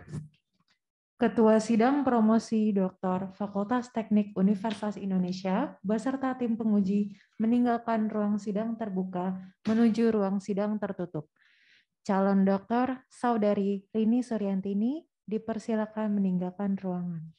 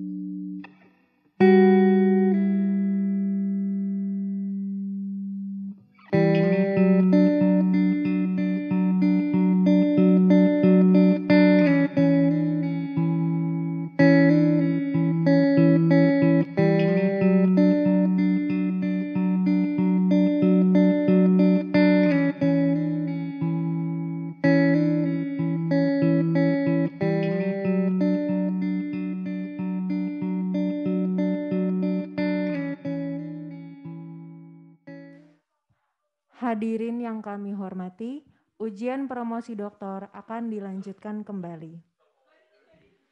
Ketua Sidang Promosi Doktor, Fakultas Teknik Universitas Indonesia, beserta tim penguji memasuki ruang sidang terbuka.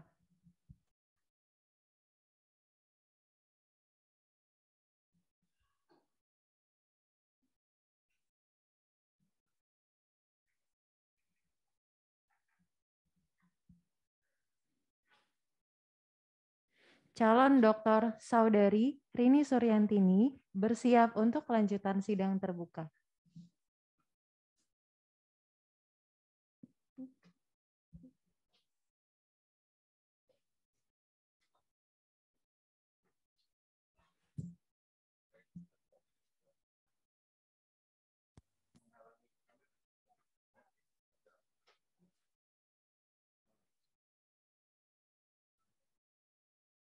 Baik, kita mulai kembali. Sidang terbuka promosi doktor Universitas Indonesia saya buka kembali. Calon doktor Saudari Rini Suryantini yang mungkin pada hari ini didampingi oleh keluarga. Ada di? Oh, ada di. Suami juga ada, anak-anak juga ada, luar biasa. Apapun hasilnya Anda harus siap menerimanya. Dan ini tidak boleh diganggu-gugat katanya seperti itu. Kami telah mempelajari disertasi yang saudari ajukan kepada kami serta memperhatikan pembelaan saudari atas pertanyaan dan sanggahan dari pihak kami. Promotor yang diketuai oleh Profesor Yandi Andriyatmo, STM-Ars PhD, menyampaikan keterangan mengenai pengembangan dan Ketua Program Studi Arsitektur telah pula melaporkan ujian proposal riset dan ujian hasil riset. Berdasarkan semua itu, tim penguji memutuskan, tadi luar biasa rapatnya agak seru ini, karena sebenarnya mau dikasih nilai berapa Bu Rini ini.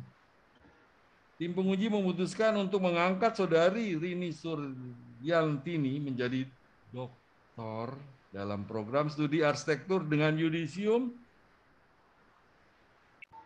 A, nilainya 95,6 ujian hari ini.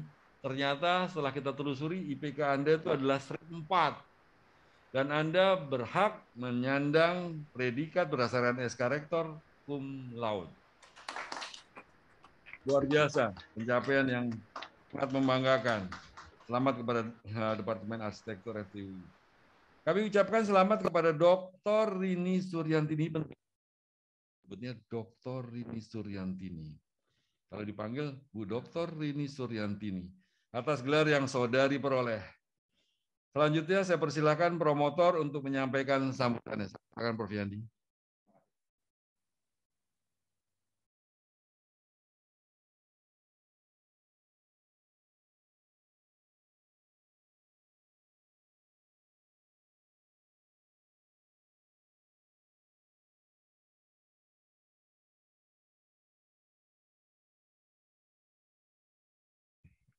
Selamat buat Bu Rini. Bapak Ibu semua, yang saya ingat sama Bu Rini ini waktu pas kuliah gambar arsitektur ya. Gambar arsitektur ingin memperbaiki gambar yang nilainya C. Waktu itu gambarnya dapat nilai C. Kemudian dia datang dengan kepala bocor. Kepala bocor karena habis mengantar temannya ke kantor polisi habis kecopetan. Kemudian pas pulang ada temannya ditabrak motor, kepala bocor, datang ke saya untuk memperbaiki gambar. Dan gambarnya nilainya nggak banyak berubah. Kasihan. Kemudian Bu Rini ini dulu pernah membantu saya sebagai sekretaris departemen. Jadi masa itu masa Bu Rini yang penampangnya naik turun.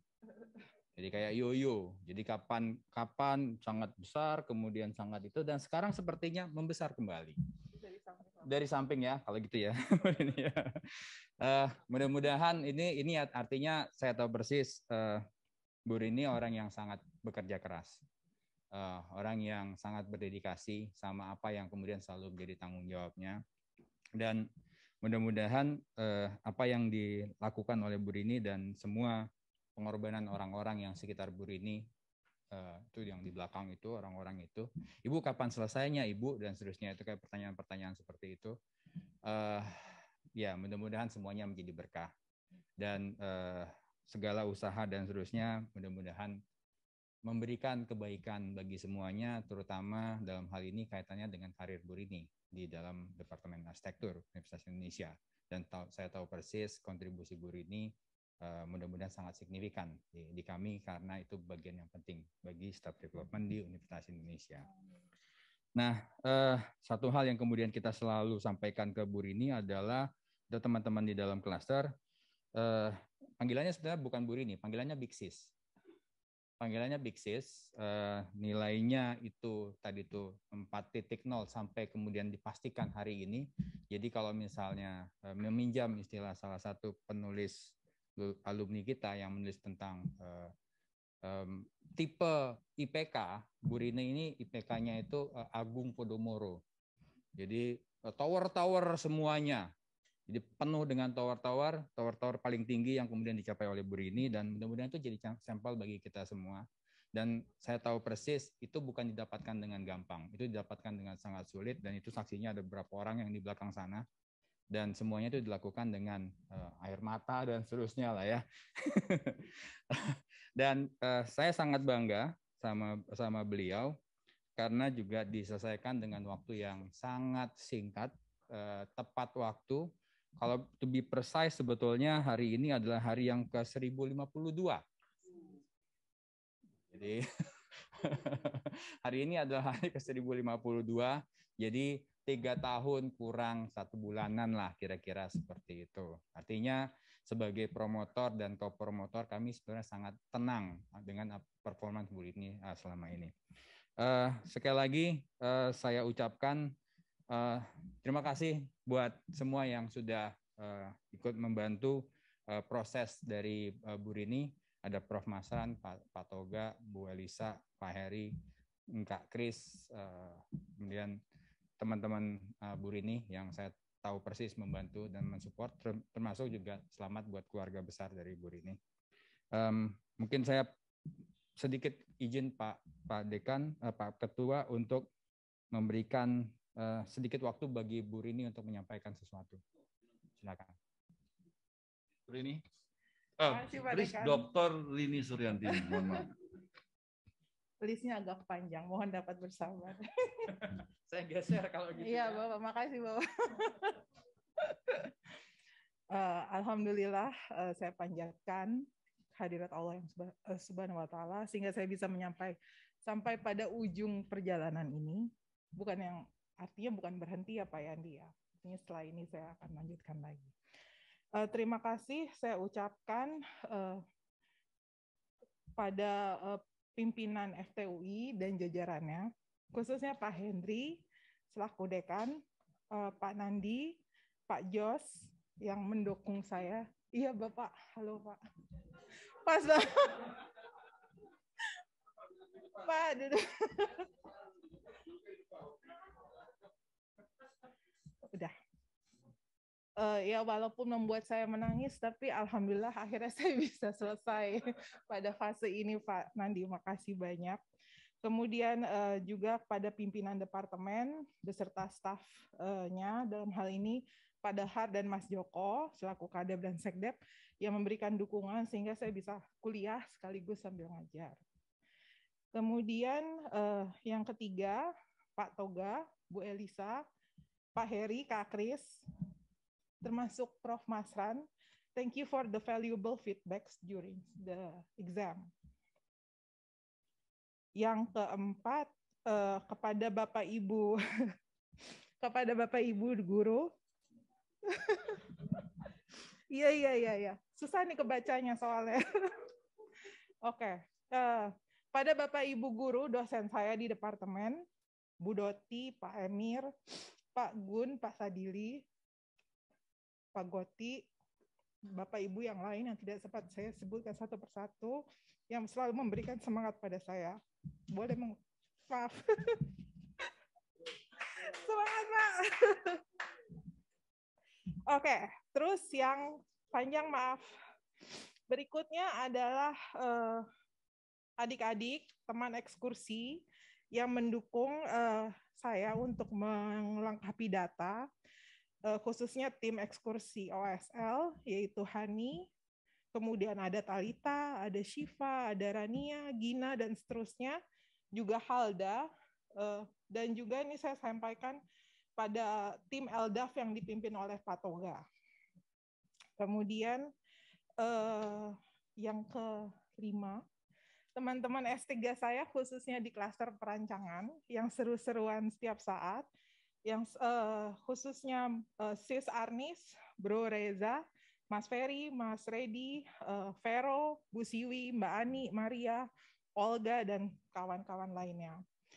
Kemudian yang nomor 6, ini penting buat saya, teman-teman di klaster perancangan, sekali lagi pada Kak Kris, ada Mirza, Andra, Arif, Afifah, Mijo, Wawa untuk hiburan yang terus-menerus juga dengan flow of food yang tidak berhenti-berhenti.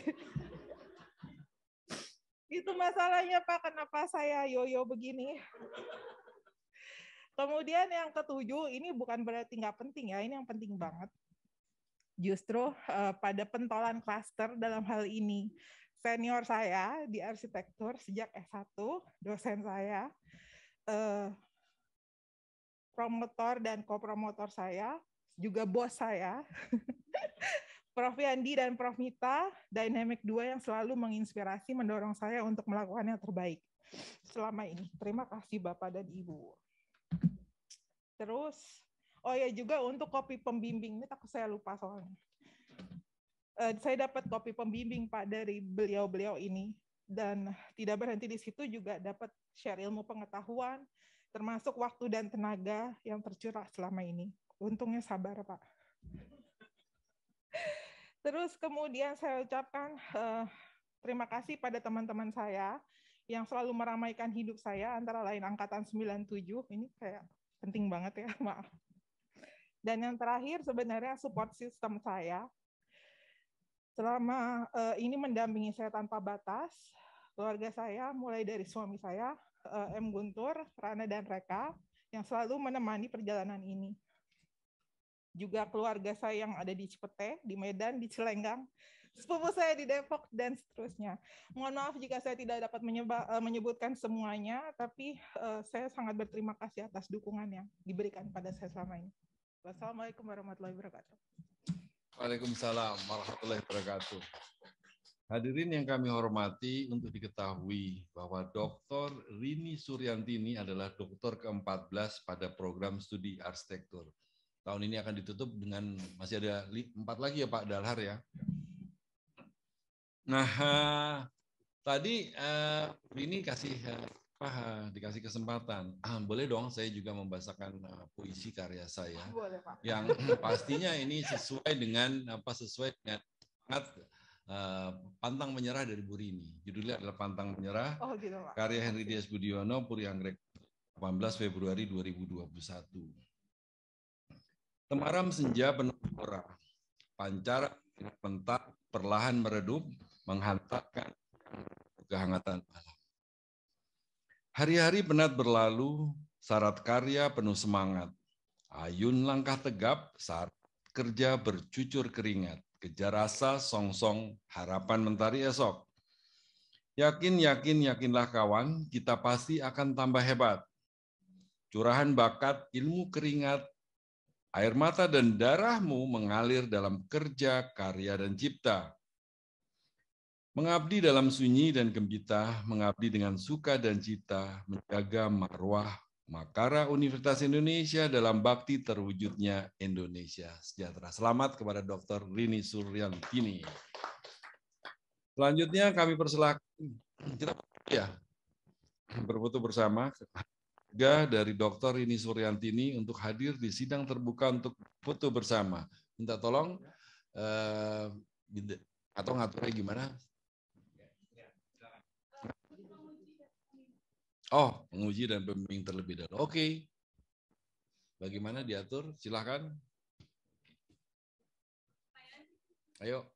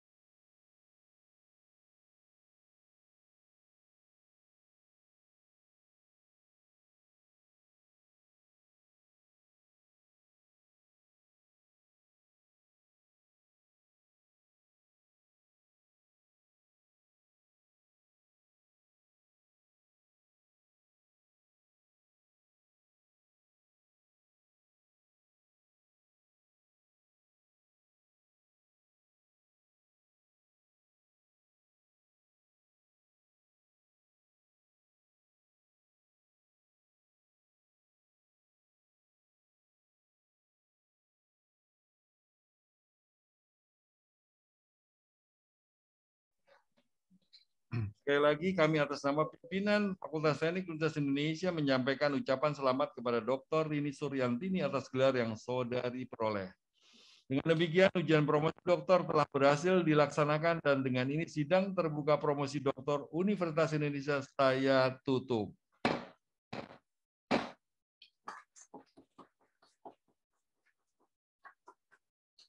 Ketua Sidang Promosi Doktor Fakultas Teknik Universitas Indonesia beserta tim penguji meninggalkan ruang sidang terbuka. Dan demikian, Sidang Promosi Doktor Universitas Indonesia telah selesai. Akhir kata kami sampaikan terima kasih dan selamat siang.